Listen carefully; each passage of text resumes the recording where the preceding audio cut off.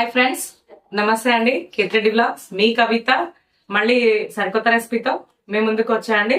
మునగాకుతో పెసరపప్పు అండి. ఇది మనకి ఔషధంకి కూడా, ఆయుర్వేదం మెడిసిన్ కి కూడా చాలా ఉపయోగపడుతుందండి. మునగాకు అనేది ఎన్ని రకాలుగా అయినా ఉపయోగించుకోవచ్చు అండి. మనము డైలీ పోపులో కూడా వేసుకోవచ్చు అండి. మునగాకు వల్ల చాలా ప్రయోజనాలు ఉన్నాయండి. మనకి దీనికి కావాల్సిన ఇంగ్రీడియంట్స్ ఏంటో చూద్దాం రండి. ఓకే అండి, మునగాకు అండి. ఇది 200 గ్రామ్స్కి ఎక్కువ ఉండొచ్చు అండి. కొంచెం ఇది నేను మంచి గిల్లుకొని కడిగి పెట్టుకున్నాండి. మా ఫ్రెండ్ వాళ్ళ చెట్టుకు తీసుకొచ్చాండి. ఇది నిన్న వాళ్ళ ఇంటికి వెళ్ళాను, అక్కడ తీసుకొచ్చాను. నెక్స్ట్ 1 కప్పు ఉల్లిపాయలండి, కొంచెం పెసరపప్పు, కారం, పచ్చిమిర్చి, నూనె, ఉప్పు, ధనియాల పొడి, అల్లం వెల్లిపాయ పేస్ట్ అండ్ కరివేపాకు, జీలకర్ర, పసుపు, ఎల్లిపాయ ముద్ద అండి కొంచెం. దీనికి కావాల్సిన ఇంగ్రీడియంట్స్. ఓకే అండి, నేను స్టవ్ వెలిగించి పెట్టుకున్నాను. ఆయిల్ కొంచెం వేస్తున్నాను, 3 టేబుల్ స్పూన్స్ పెద్దవి.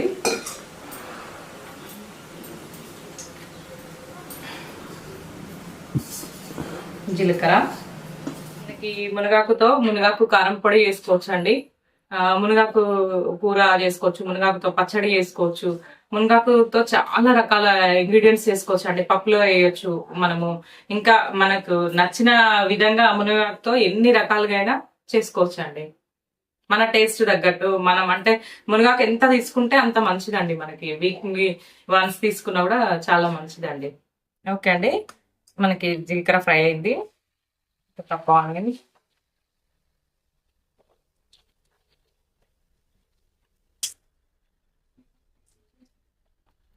కొన్ని పచ్చిమిర్చి, కరివేపాకు. నేను పెసరపప్పుని పోపులోనే వేస్తున్నా అండి, ఇలానే డైరెక్ట్ గా. చూడండి, 1/2 కప్ అంతే.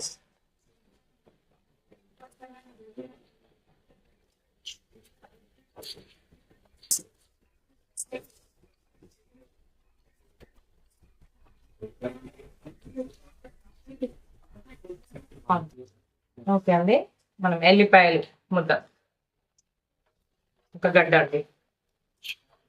దీనికి మెయిన్ ఇదే చాలా బాగుంటుందండి.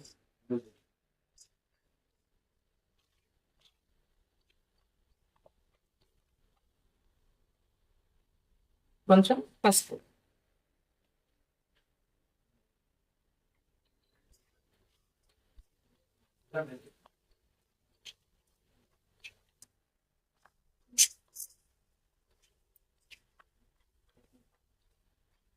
కొద్ది ఫ్రై అయినాక మునగాకు వేసేద్దామండి.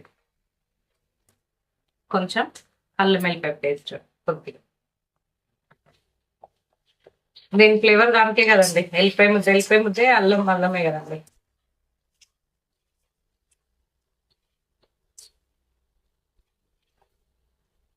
ఓకే, ఇది కొంచెం ఫ్రై అయినాక ఈ మునగాకు వేసేద్దామండి.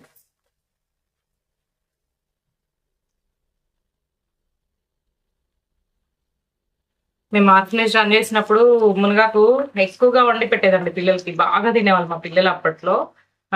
కంపల్సరీ వారానికి 2 సార్లు ఖచ్చితంగా వండేదండి మా దగ్గర. పార్వతమ్మ అని ఉండేది, కుక్ చేస్తామా, ఆమె ఖచ్చితంగా వండి పెట్టేదండి మునగాకు మాత్రం పిల్లలకి. బాగా తినేవాళ్ళు పిల్లలు కూడా ఇష్టంగా అందరూ.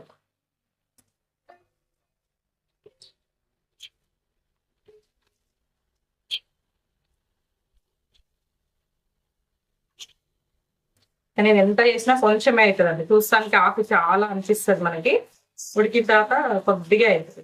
ఏదైనా ఆకుకూర అంతే కదండి.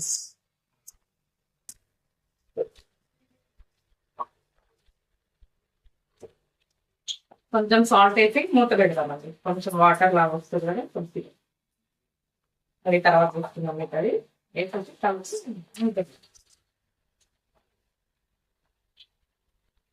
చూడండి ఎంత బాగుందో, గ్రీన్ గా వైట్ గా మనం వేసిన ఇంగ్రీడియంట్స్.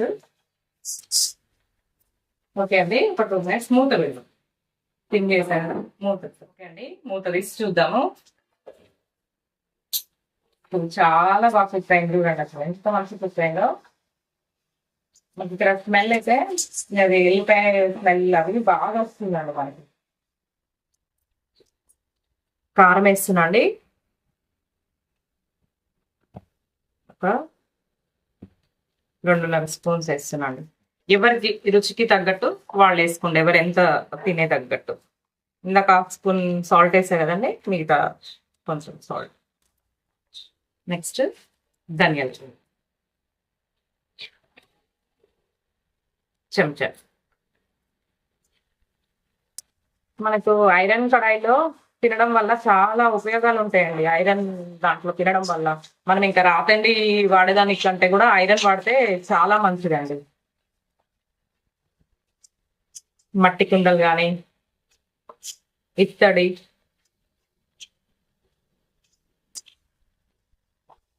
చూడండి అసలు ఎంత కలర్ఫుల్ ఉందో కర్రీ.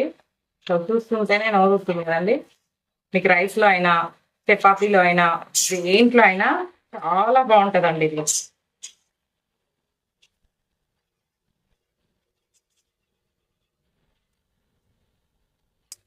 సూపర్ అండి, ఇది చూస్తుంటేనే బాగుందండి. ఒక 2 నిమిషాలు మూత పెట్టి పెడదామండి. కారం అవన్నీ వేసాం కదా, అదంతా దానికి పట్టాలి కదా. సిమ్ చేసేసి మూత పెట్టేసిన. ఓకే అండి, ఒకసారి మూత తీసి చూద్దాం.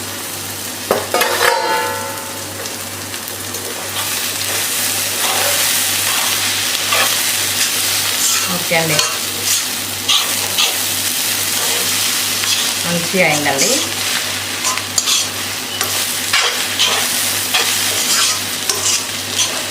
సరిపోద్దండి, ఇంకా దీన్ని బంద్ చేస్తున్నాను నేను స్టవ్ని.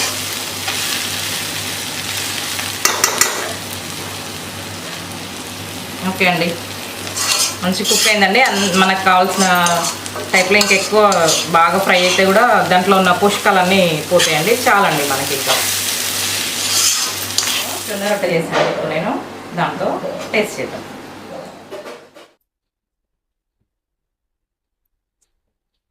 నేను ఎక్కువగా రొట్టెలే తింటా అండి. ఫస్ట్ చిన్నప్పటి నుంచి నాకు ఎక్కువ అలవాటు అండి. ఇంట్లో అమ్మ వాళ్ళు బాగా చేసేది. మాకు ఎక్కువ పండడం కూడా ఈ జొన్నలు సజ్జలే పండేవండి. అందుకే చిన్నప్పటి నుంచి కూడా అదే అలవాటు అండి.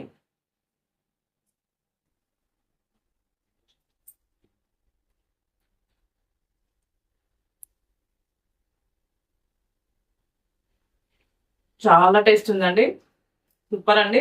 ఇదన్నా ట్రై చేయండి.